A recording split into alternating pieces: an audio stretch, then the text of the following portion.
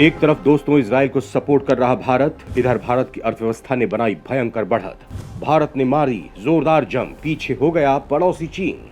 दोस्तों एक तरफ भारत अपने मित्र देश इजराइल को खुलेआम सपोर्ट कर रहा है, बात चाहे आर्थिक मदद की हो या फिर सैन्य मदद की। भारत ने इजराइल की मदद के लिए सारे दरवाजे खोल दिए हैं।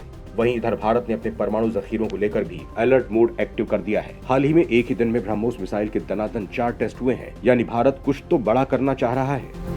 हालांकि इस पर अभी खुलासा होना बाकी है। वहीं दोस्तों भारत को लेकर एक और ऐसी खबर आई है जिसने भारत के दुश्मनों के कान ठंडे कर दिए हैं, जिसने चीन की नींद छीन ली है और जिसने दुनिया के बड़े बड़े देशों के पसीने छुड़ा दिए हैं। अमेरिका जैसा देश जो काम नहीं कर पा रहा है, वो काम भारत बड़े ही आसानी से कर पा रहा है।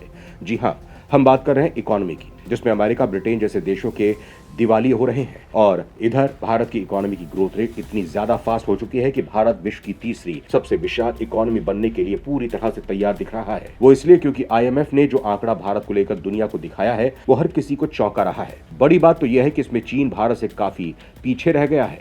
भारत लगातार चीन से किसी न किसी फ्रंट पर आगे निकलता जा रहा है, वहीं चीन एक के बाद एक मोर्चे पर पीछे होता जा रहा है। अब एक बार फिर भारत ने बड़ा गेम कर दिया है। इंटरनेशनल मॉनेटरी फंड यानी IMF ने मौजूदा फाइनेंशियल ईयर के लिए भारत के ग्रोथ अनुमान को 0.2% बढ़ाकर 6.3% बढ़ा दिया है। जी हाँ, 0.2 से सीधा 6.3%। ये एक तरह से दुनिया को अचंभे में डालने वाला आंकड़ा है। IMF का कहना है कि भारत में जून तिमाही के दौरान खपत में काफी तेजी देखने को मिली है। वहीं दूसरी ओर उसने चीन के ग्रोथ अनुमान को घटा दिया है। IMF ने जुलाई में भारत की आज GDP ग्रोथ रेट के 6.1% रहने का अनुमान जताया था। यह आंकड़ा इस अवधि में भारतीय रिजर्व बैंक के 6.5% के अनुमान से कम था।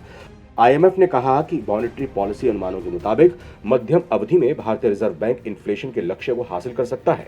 IMF ने कहा कि भारत ने अप्रैल-जून 2023 के दौरान 35 से 40% कच्चे तेल का आयात रूस से किया, जबकि यूक्रेन युद्ध से पहले यह आंकड़ा 5% से भी कम था। IMF के मुताबिक भारत में अप्रैल-जून तिमाही में खपत के आंकड़े उम्मीद से बेहतर रहे हैं। इस तिमाही में देश की GDP 7.8% की रफ्तार से बढ़ी है। चीन को भारत एक और मामले में पीछे छोड़ चुका है और ये ताजा मामला कर्ज और जोखिम को लेकर आया है, जिसमें चीन को लेकर जो आंकड़े सामने आए हैं वो चीन के लिए काफी डरा देने वाले हैं।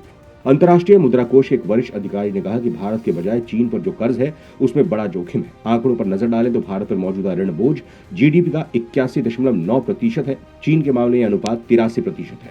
भारत पर जोखिम कम होने का मतलब यह है कि दुनिया भर से भारत में निवेश बढ़ेगा। ये भारतीय अर्थव्यवस्था को तेजी से बढ़ाने का काम करेगा। इससे रोजगार के मौके पैदा होंगे। अंतर्राष्ट्रीय मुद्रा कोष के राजकोषीय मामलों के उपनिदेशक रूट डी मॉइज ने यह भी कहा कि भारत पर चीन की तरह भारी कर्ज होने के बावजूद उस पर लोन से जुड़ा जोखिम अपने पड़ोसी देश की तुलना में कम है। उन्होंने कहा कि भारत में राजकोषीय घाटा 2023 के लिए 8.8% रहने का अनुमान है। इसका एक बड़ा हिस्सा ब्याज पर होने वाले व्यय का है। वो अपने ऋण पर बहुत अधिक ब्याज देते हैं और जो GDP का 5.4% है। प्राथमिक घाटा 3.4% होने से राजकोषीय घाटा 8.8% हो जाता है। मोइज ने एक सवाल के जवाब में कहा कि भारत का कर्ज चीन की तरह बढ़ने की आशंका नहीं है। इसके वर्ष 2028 में 1.5% की मामूली गिरावट के साथ 80.4% रहने का अनुमान है। इस मामले में भारत बन गया दुनिया की तीसरी सबसे बड़ी अर्थव्यवस्था। दोस्तों भारत अब दुनिया की तीसरी सबसे बड़ी अर्थव्यवस्था है, जबकि चीन अमेरिका को पीछे छोड़कर दुनिया की नंबर 1 इकोनॉमी बन चुकी है। जापान और रूस भी इस मामले में भारत से पीछे है, जबकि जर्मनी, इंडोनेशिया और ब्राजील जैसे देश टॉप 10 की लिस्ट में शामिल है। दरअसल दोस्तों इकोनॉमी की साइज का ये कैलकुलेशन परचेजिंग पावर की पैरिटी यानी PPP के हिसाब से किया गया है। इस हिसाब से टॉप 5 देशों में चीन नंबर 1 इकोनॉमी है, वहीं दूसरे नंबर पर अमेरिका, तीसरे नंबर पर भारत, जापान चौथी और रूस 5वीं बड़ी अर्थव्यवस्था है। अब आप कहेंगे कि ये परचेजिंग पावर पैरिटी क्या होती है और इसका क्या रोल होता है। आपसे कोई पूछे कि सबसे अमीर देश कौन सा है तो आप यकीनन अमेरिका सरीखे देश का नाम ही लेंगे, क्योंकि वहां कई फैसिलिटीज हैं। लेकिन ऐसा नहीं होता है।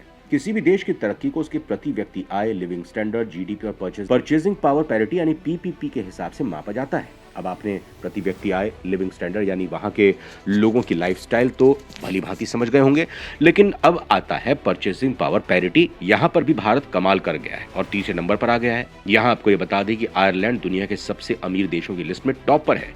इस देश की GDP और प्रति व्यक्ति परचेसिंग पावर $1,45,196 है। दोस्तों वर्ल्ड ऑफ स्टैटिस्टिक्स के डेटा के हिसाब से परचेसिंग पावर पैरिटी के हिसाब से भारत की इकोनॉमी का साइज $11.8 ट्रिलियन है, जबकि चीन की इकोनॉमी $30.3 ट्रिलियन और अमेरिका की $25.4 ट्रिलियन की है।